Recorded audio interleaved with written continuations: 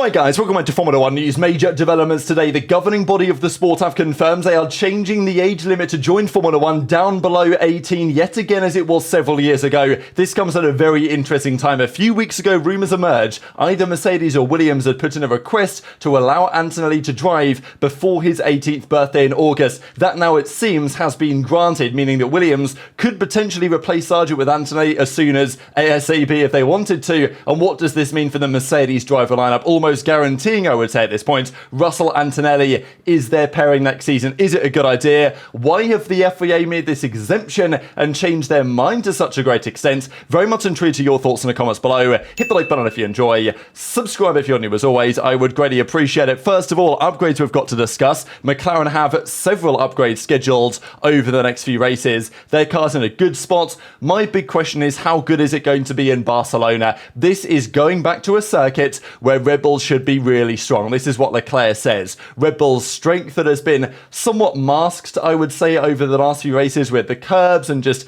other features of the track that the RB20 doesn't especially like. China still lives kind of rent-free in my head when Max was like a second a lap quicker than anybody else in the field. So the Red Bull is still, I'm sure, a phenomenal machine. We shall see in Barcelona how much the upgrades that other teams have brought over the last few rounds have really given them on a circuit that should be massively Red Bull favoured. That's what Leclerc says. Let's wait and see. I think Red Bull will be ahead, but behind Red Bull, I think we'll all be pretty close. And of course, including now Mercedes in that conversation. And Mercedes are really gung-ho on this. And it's tough to believe Mercedes after what we've seen them talk about for the last couple of years. But if there's any time that I feel like, you know what, after 3 years, they might have finally cracked it, now might be the time. As Toto says, we've got more new parts coming in Barcelona. I've got to say, I don't know if Mercedes have just decided, you know what, Red Bull didn't get punished much when they broke the cost cap a couple of years ago. We might just do the same because they have upgrades every single round. I don't really know how they're affording it, but whatever. The accountants must be working overtime. The upgrade should help us, so I would very much like to continue with that positive trajectory. I can't tell you how big the upgrades are. Sometimes, though, it's just how well things interact together. The overall flow structure becomes more efficient and you're able to optimize the ride height of the car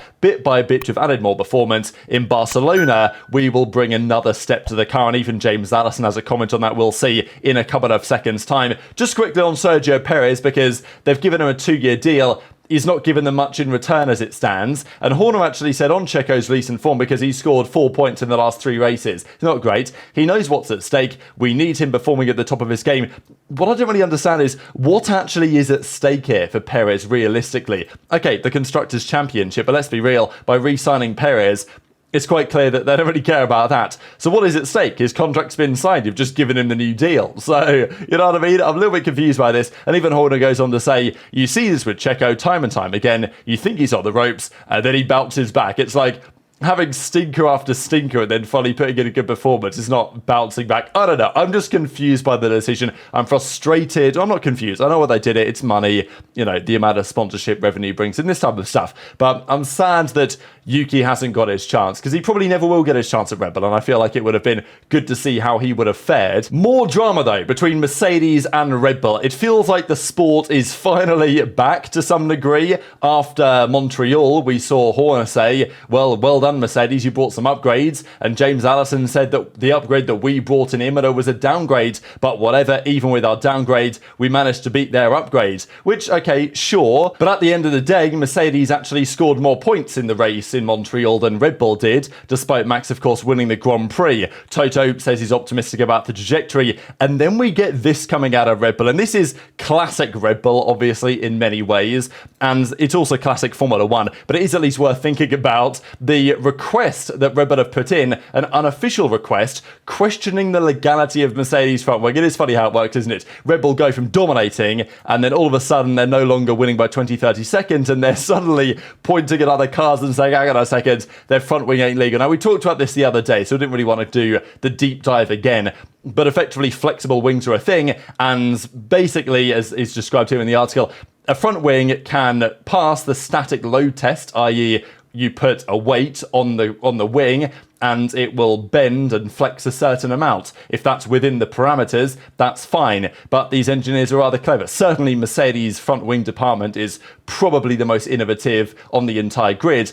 And they've come up with a way that Red Bull, by the way, have been doing for the last couple of years, but apparently now Mercedes are the best at it. Their new front wing is able to flex at high speeds to reduce downforce more than it appears that it will when they do the static load tests. So it's obviously smart engineering. Red Bull are saying, well, it fits the rules, but it's not fair because it's illegal and all this stuff. So Red Bull are going to try and get the Mercedes front wing effectively deemed illegal. I don't think they're going to get anywhere with that. I think the FIA are personally too busy to do so. But it is very interesting that after a couple of rounds, literally one race basically, of Mercedes being back in the fight, we're hearing talks that Red Bull are trying to get that car declared illegal, which I don't think is going to happen. But it does mean, like, Red Bull wouldn't probably do this if they were absolutely dominating and were so comfortable that, you know, they're just going to win everything regardless. And they're still going to win everything, right? It's not like Mercedes are even close to the championship fight, but yet Red Bull are still trying to get whatever they're doing back. And even James Allison says, we're going to keep up upgrades arriving at a pace that others cannot keep up with. So this is what I'm saying about the cost cap. It's like, do they even care anymore? They're just going to bring upgrade after upgrade after upgrade. And the plan is that the other teams won't be able to keep up with it. And this was the point that Mercedes made when they launched this car, that the car was going to be a stable platform, which it wasn't. But it seems like since, I would say, Imola, it has been a much more stable and predictable car than it was. Jeddah was a really bad example at the start of the season. But even at the start of the year, they said, we've got a stable car. It's taken a few rounds to see that, but it appears they have it now. And then Mercedes said, but we're going to bring more performance, right? It's going to be a solid car, but it's not going to be a massively, downforce generating car. Now we're going to bring further upgrades. So it seems to me that Mercedes have more to find. They're maybe finding more in the wind tunnel in their simulations than other teams are, which is going to be interesting to see how the rest of the season plays out, of course. But let's talk about the driver market, because Mercedes they're not a midfield team precisely. They're, of course, in the upper midfield, so the front runners, and they're getting back there now.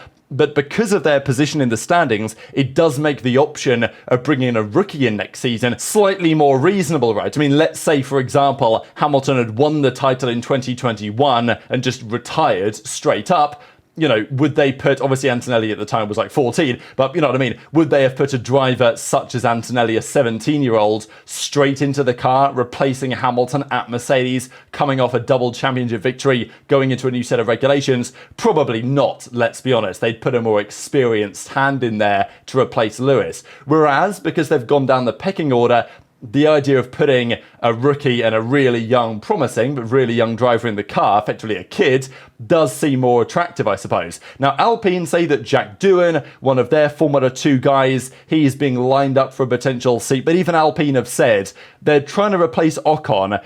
Their number one thing they're trying to replace Ocon with is someone who's actually going to be professional. I think that's what they've said. They just want professionalism from their second driver. They don't want drama, really, is what Alpine are saying. So maybe there's a door for Mick Schumacher. Maybe there's a door for Jack Doohan. Of course, there's other discussion as well. We're not really sure who's going to end up at Alpine right now alongside Gasly. Would presume it still will be. But let's have a look at this, right? So the FIA, the governing body of the sport, have been under heavy fire, shall we say, for months, if not years now, by Formula 1 themselves, by the teams, by the drivers, by the team principals, by the fans, whoever.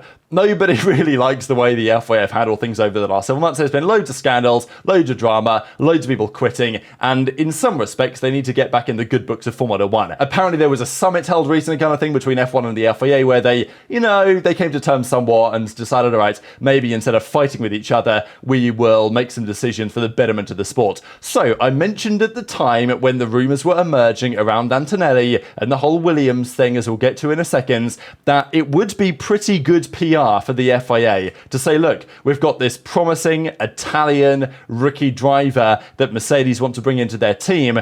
What if we allowed an exemption? Because he's got all the super license points. This is the talk on Colton Herta. We'll get to that in a second because, AlphaTauri wanted Herta in, we're pretty sure, a couple of years ago, but he was not granted the super license exemption from the FIA. Now, to be fair, he didn't have the points required. That, in my opinion, is because the super license point system is broken. IndyCar drivers should get way more points than they do, given, I believe, the competitiveness of the series. But technically, he didn't have the number of points, whereas Antonelli does. He's just not old enough. I think it's quite clear, though, by this decision, that they're kind of admitting the super license system is somewhat broken and it does need a little bit more, refinement, shall we say, to make it more fit for purpose. But it was a few weeks ago now that rumours emerged that even going into the Imola Grand Prix, it was possible that Antonelli could be in the Williams instead of Sargeant because somebody, and even the FIA confirmed this, but they wouldn't say who, had requested an exemption to allow Antonelli to drive at the age of 17.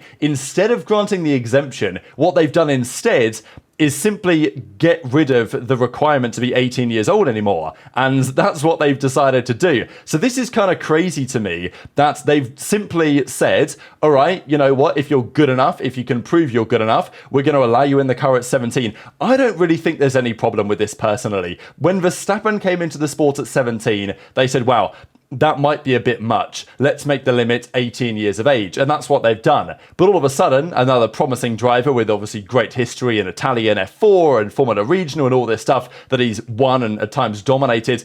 I think the key thing for Mercedes is every single test that he's done in any machinery in the Mercedes has been really promising according to some of the data and the numbers that get leaked out there publicly. Now, yes, his Formula 2 campaign is not exactly on fire, but Prema themselves are struggling with the new chassis that they've introduced for this year. And even it was mentioned at the end of the article that, yes, this definitely opens the door to replace Logan Sargeant at Williams mid-season. Now, James Vowles denies that, or at least I think Vowles said that he definitely won't be in the car this weekend, i.e. definitely won't be in the car for Imola, but I don't think he entirely ruled out the possibility at some point for the end of the year. Just to quickly look at Formula 2, look, F2 means something, but I think it's quite clear to understand that F2 really isn't the be-all and end-all. There's always some element of randomness to this championship, just the way that it works, the fact that the sprint race orders are reversed, just the crazy conditions that you get in many situations, the amount of crashes that happen because the drivers aren't so refined, there aren't as many rounds as in other calendars, obviously. Antonelli is 6th in the championship right now. Of course, Behrman, who is definitely going to Haas, he's in 13th. He did okay at the last round in Monaco, and to be fair, he would have probably scored loads of points in Jeddah because he put it on pole that weekend before he got subbed in to drive Carlos Sainz's car. But nonetheless, Antonelli is doing a solid job, but he's far from top of the leaderboard. In fact, Paul Aron, who very interestingly, by the way, was a Mercedes junior before they dropped him and put all their eggs in the Antonelli basket. And obviously, Paul Aron is saying, look, you made the wrong call, guys. Here I am leading the Formula 2 championship as a rookie. But nonetheless, the FIA have said if a driver has consistently demonstrated outstanding ability and maturity in single-seater Formula car competition, even 17-year-olds will be allowed to race. This can't just be a random coincidence that all of a sudden Mercedes or Williams, somebody say, hey, can Antonelli drive at 17? And then the FIA are like, hey, yeah, we just changed the rules on this, like just completely randomly, right? Obviously, they've seen his proposal and they've said, you know what?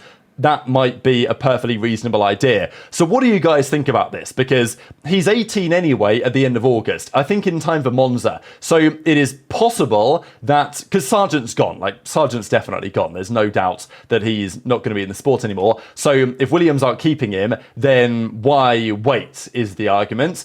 Mercedes, of course, they've still got Hamilton until next year. But next year, they are probably going to put Antonelli in the car. But if you're Mercedes, would you not want Antonelli to get a few races of Formula 1 experience? Why not? And I wouldn't have been surprised if come Monza, they told James Vowles and Williams, hey, we'll give you a nice deal on your engines for the upcoming seasons if you just put Antonelli in the car now instead of Sargeant. And Eric Van Haren says, once Toto has given up on signing Max, then it will be a done deal that Antonelli is going to go to Mercedes for next season. But of course, he could gain experience at Williams and he could gain experience as soon as the next race, right, theoretically, if potentially Williams wanted to do that. One of the big questions always around this is it actually a good idea? Is putting a rookie young driver in a car at 17, especially at a Mercedes, actually a good idea or not? And people are saying, the pressure's so much. And Toto Wolff has said himself, maybe I put too much pressure on this kid. My opinion is, and I've made this clear,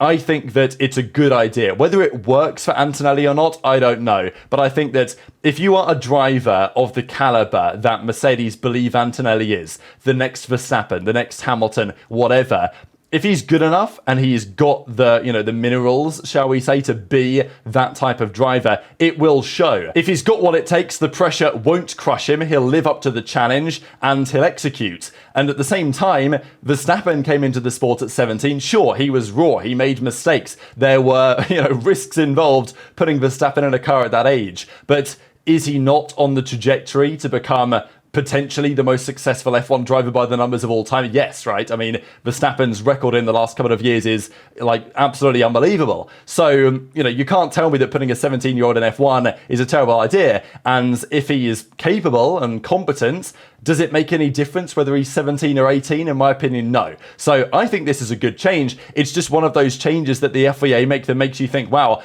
they're making an exemption now, but not on the other occasion. Why have they changed their minds now? Is it because, certain teams may have weight over the FIA that other teams may not? Intrigued to your thoughts in the comments. And this is when a lot of the IndyCar drivers were getting involved, because this is when Colton Herta was linked to the AlphaTauri seat, but it never happened. They didn't grant the super license exemption. And Alexander Rossi says, wow, so exceptions can be made?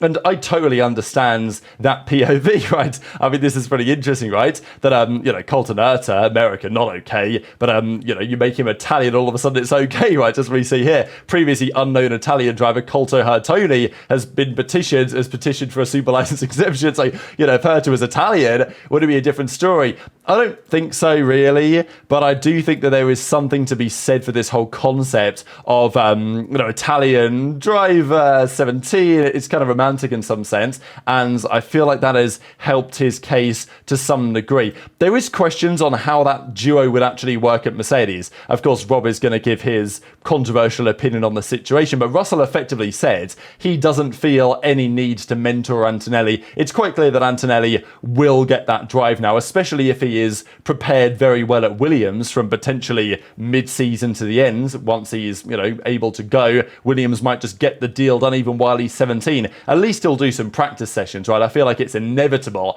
that he will do some FP1 sessions in Mercedes or Williams machinery from now to the end of the year before he is 18. Whether he drives a race in Formula 1 before he's 18, we'll see. But it's like, once the FIA have granted the exemption, or at least changed the rules, you might as well, if you're Mercedes and therefore Williams, take advantage of the opportunity. But Russell has basically said, all right, yeah, if Antonelli's my teammate next year, I'm not going to mentor him and spend too much time doing that. We've got to focus on ourselves type thing. And he basically said, a rookie driver that comes in, of course I'm going to talk to him, but I'm not going to sacrifice myself to help him grow as a driver. And, I don't really blame George for this, but it's understandable. He wants to do as well as he can, especially because if Verstappen was to join Mercedes over the next couple of years and Toto Wolff does get his wish and Merc continue to progress, Red Bull maybe regress a couple of things, their 2026 car isn't so good, Max might go to Mercedes, in which case one of Antonelli or Russell will be gone. So Russell's got to make sure that he's the one in charge over there.